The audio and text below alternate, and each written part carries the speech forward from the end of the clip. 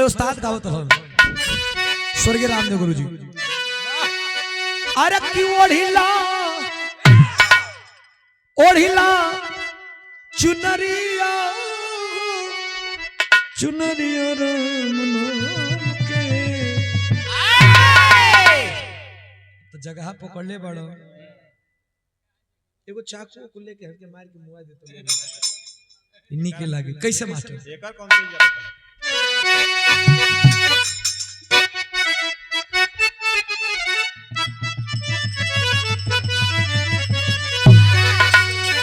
अरे कित्या सवा के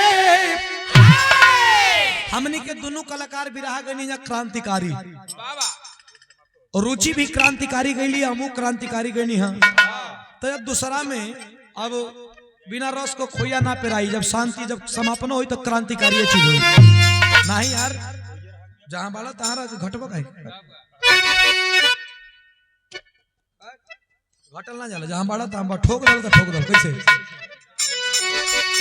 गौ क्रांतिकारी बा। अरे कि देशवा के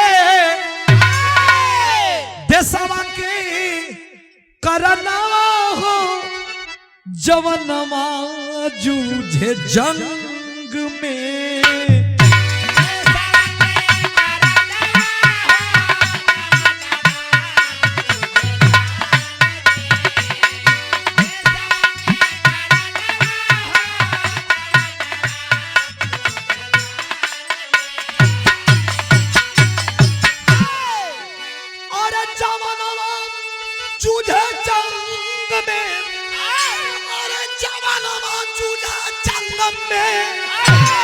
हो जवानवा जूझा जंगम में।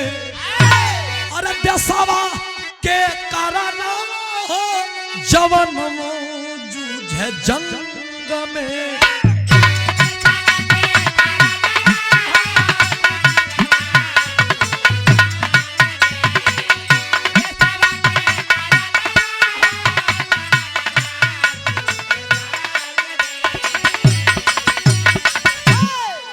रुचि देशवा के करनवा हो जवनवा जूझे जंग में। इतने ना हिंदुस्तान को लोगन को रोमा फूट जा खाली क्रांति का नाम सुन के। कैसे तुम्हार बात नहीं खेव रात हम आ जाई तुम्हार बात नहीं खेव रात आए हम तो सोचत थे कि एगो पान लिया के तुम्हार मुंह में हूर दे के खाली चुगला बोला मत। कैसे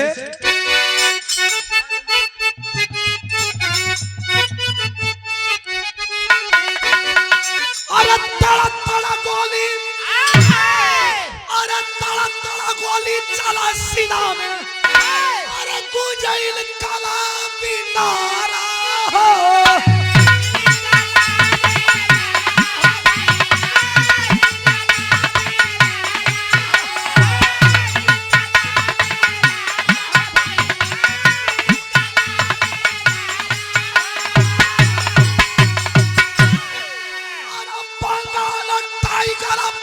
सुभाष अरे बंगाल टाइगर बाबू सुभाष।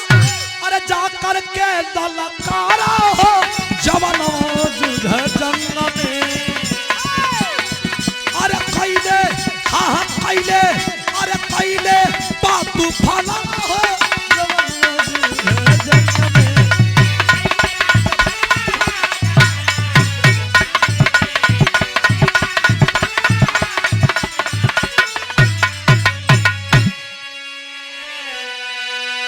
इस धरती पे दो लोगों को नेता कह के संबोधन किया गया। बंगाल टाइगर बाबू सुभाष चंद्र बोस और धरती पुत्र मुलायम सिंह यादव जी। ना कोई राजनीतिक मंच है ना हम लोग कोई राजनीति से जुड़े हुए कलाकार हैं, लेकिन जो सच्चाई है उसको कहना पड़ेगा। धरती पुत्र मुलायम सिंह यादव जी को नेताजी के शब्द से उनके परम मित्र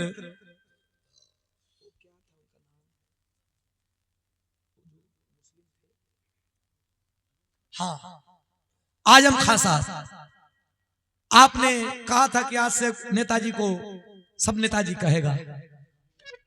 तो उनकी कुछ यादें अभी हैं।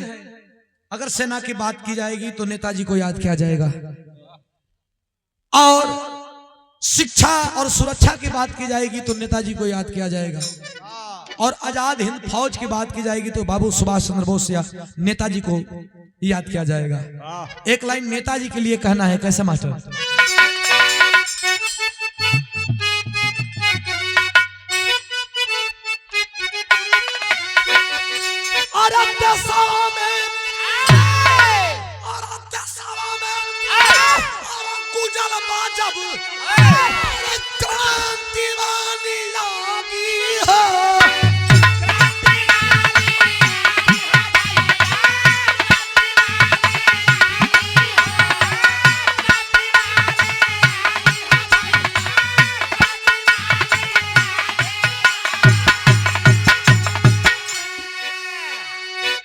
पता नहीं कहे जो भी गाइला की देशवा में गुंजल बा, क्रांति वाली आगे हो, खून दो तुम मुझे देंगे हम आजादी हो, तब कहीं ना कहीं खून लिखल जल। हम जब पतियल बनी यही से गीत के ना गए कि जान से खोद ना दो मैं कवा के तो लगले बाबी जब माइक पर हम कुछ बोलबो नहीं करला क्या है ऐसे। अरे देशवा में, अरे देशवा में, अरे गुजल बा जब, अरे क्रांति वाली आंधी हो।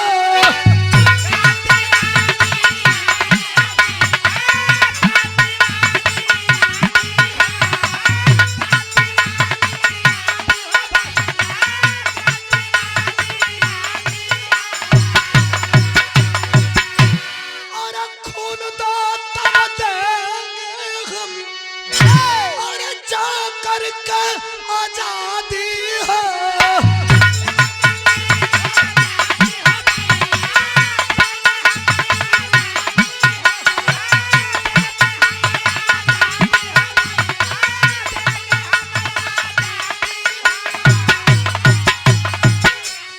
अरे जवानवा जुझे जंग में, अरे कैले बा, अरे कैले बा तूफानवा हो।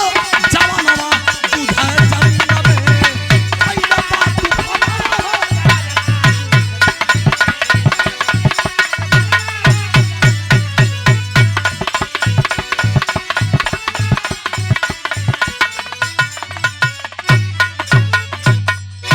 धन्यवाद, सबके प्रणाम। गलती सही दोनों